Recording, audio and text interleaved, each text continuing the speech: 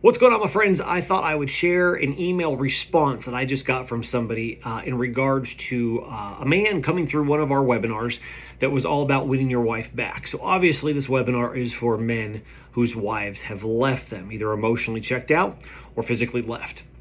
And so when someone goes through this particular webinar, an email goes out asking them what did they think. And this guy responds. Now, I am in no way, shape, or form bashing this man. I'm not going to use his name. This is not an attack on him at all.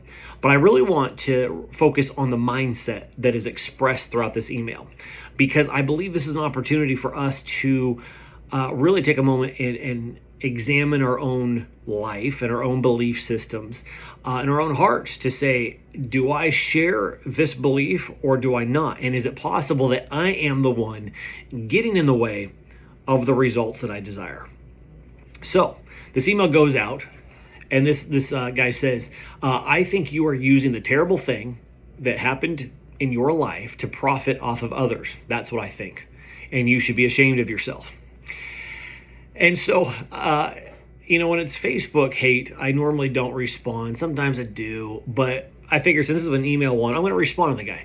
And so basically, this is what I said. I said, hey, thank you for your response. I'm sorry that you found yourself in a rough time right now. I am wondering, though, why are you upset that there is a charge to our programs? What makes this different from any other service, program, or coach out there? And then I go into where money goes back into ads to get, to actually ultimately help more guys. And we don't get any complaints from the guys in our programs. And I ended with this. I said, I don't say this to be rude, but if you are looking for free solutions to help your marriage, and chances are your results are going to be very low.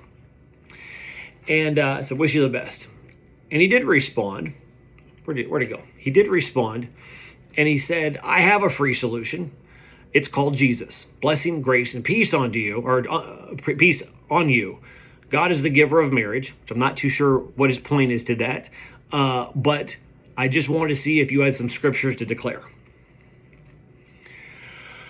And then I responded one more time, and there was no hate, there was no animosity here at all. It was just literally a conversation. So again, I'm not coming against this guy, but I think there's a mindset here that is worth addressing and worth talking about, and that is this man is in a dark place. His wife has left, at least, right?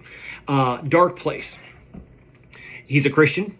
We're obviously a Christian, Christ-centered, organized group. Movement of men rising up as kings under the King of Kings. So that's what we're about. This is awesome, right? But he is looking for a free solution, and in his response, first coming against me saying that I should be ashamed of myself, and it's terrible that I'm using the pain that I've gone through to ultimately profit off of others. So little assumption there. But this is a business, and that's kind of the point as well. Because if I don't make money, how am I supposed to continue to do this? You know what I'm saying? So anyway, there's a whole thought process there. But then he goes on to say that I have a free solution. It's called Jesus. I agree, man. I agree. We're all about Jesus. We're all about pointing. You should ask the guys in our group. We're always pointing back to Jesus. But the problem is the belief system here. If he's saying that I have a free solution. It's called Jesus. Blessing, grace, peace on you. God is the giver of marriage. Again, don't understand what he's really saying there. I mean, I agree, but I don't understand the context or the point at all. And then goes on to say he's just looking for some scriptures to declare. Well, then get in the Word of God and find out where those scriptures are. But here's the thing. To have an issue or a problem with a program or a service or a product that you have to spend money for, you're upset that somebody is charging for a solution. And it's crazy how we do this. We compartmentalize these areas in our life where, hey, if it's a dentist, a chiropractor, even a therapist, whatever it might be, that's okay. That's acceptable. But because there's a Christian label on it, let's say, now suddenly it's not.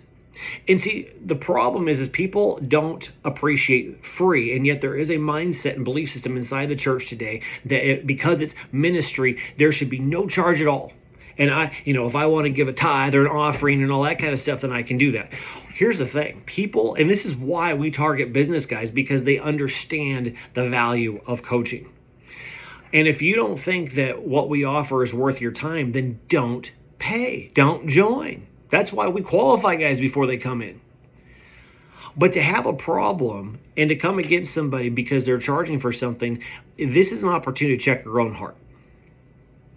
Because, and you want something biblical, I call this the David principle. So when King David messed up with Bathsheba, right? Okay, that whole thing went down. He went to go give an offering. He was going to make a sacrifice on the Lord, and the provisions for the sacrifice was trying to be provided to him for free.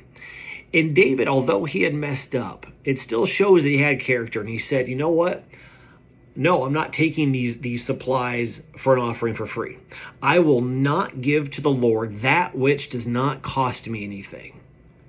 He wasn't afraid to pay a price, especially for the important things. And so you're saying you want to fix your marriage, but you don't want to spend any money doing it. Then how bad do you really want to fix your marriage?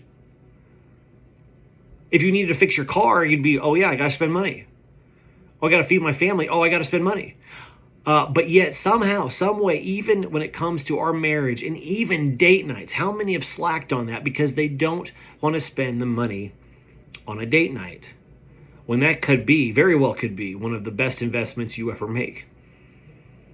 So there's a mindset and a belief system that's taking place here that, and it's really based on this scarcity-free mentality and mindset that, hey, these things should be free. And because they're not, those people are bad. These people that are charging are bad. And so this is one of those opportunities right now for you to check yourself. Do you have a bias? Do you have a judgment? Do you condemn those that are charging, making a profit off of a bad situation?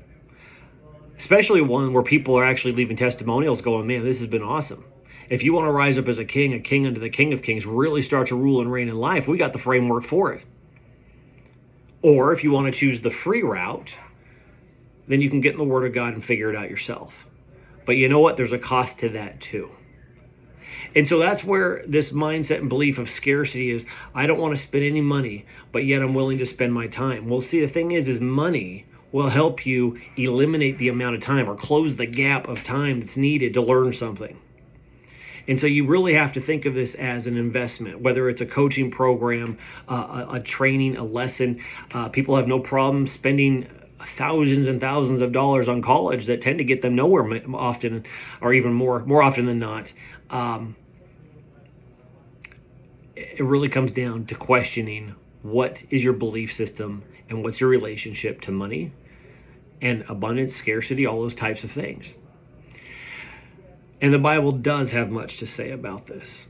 And the problem is if you don't get out of your own way, if I can guarantee if this guy said, you know what, I'm going to pay the money, which could be a lot more. I've been told many, many times I should be charging more. But I'm going to pay the money. I'm going to join this program. And over the next 12 weeks, I'm going to be teachable and coachable. And I'm going to learn everything. If I don't get the results that you promised, then I got a problem, right? If he had done that, I guarantee if he had put in the work, and I tell every guy this, if they put in the work, they will see results. Every man that I've taught the frameworks that we teach inside of the King's Code gets results if they implement. If they don't, then that's their issue. That's their deal. That's their problem. So I guess it really comes down to this. Those areas in your life that need fixing, those areas in your life that are lacking, those areas in your life that you know need to get to the next level. Maybe there's an area in your life where God's calling you to level up, but yet because of a stupid mindset or belief system in something, you are not willing to invest what you need to invest in simply because you have a problem with it. It could be you have a problem investing the time into something because your priorities aren't there. It could be you have a problem investing money into something because your priorities aren't there. Whatever it may be, I encourage you to take a moment today and really search your heart. Do you find yourself not investing in the things that could have huge, life-changing consequences or rewards in your life simply because you're going to take the time, whether it is in time, in money, in other resources, whatever it might be, and invest those things to produce a harvest Or are you going to say, you know what, I'm just going to do the free route, and it's going to cost me a lot of time, and I'm going to have to deal with a lot of distractions, and I'm not going to have the accountability, and I'm not going to have the people that have been there, done that. I'm just going to do it myself. That's fine. It's your choice. But are you slowing down the results that you could be getting right here and right now? And especially in something like this, when your marriage is on the rocks, when it's going bad or it is straight up horrible, and you don't even want to pay for anything, then I really do question how bad you want to fix that marriage. As some of you guys know, I'm working on a Harley custom chopper. I've spent time on YouTube learning different things. I bought a manual, and I spent money on parts. So I have all different types of investments in this bike, right? But I can't complain if the bike doesn't get finished if I decide I don't want to spend more money, time, or any type of resources whatsoever on this bike. Then the bike is going to stay in my garage not working.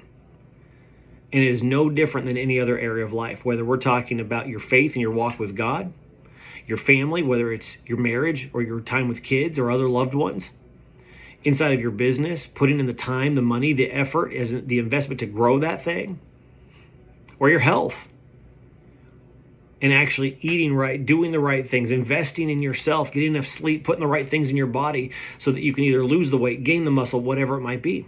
There's a cost to everything. And so the question is, where are your priorities at? What's your belief system around those things? And are you really truly doing the things that's going to produce the results? Or are you allowing an incorrect belief around money, around resources, around time, whatever it might be? Are you allowing those things to actually literally become the thing that prevents you from getting the results? Food for thought today. Talk to you guys soon.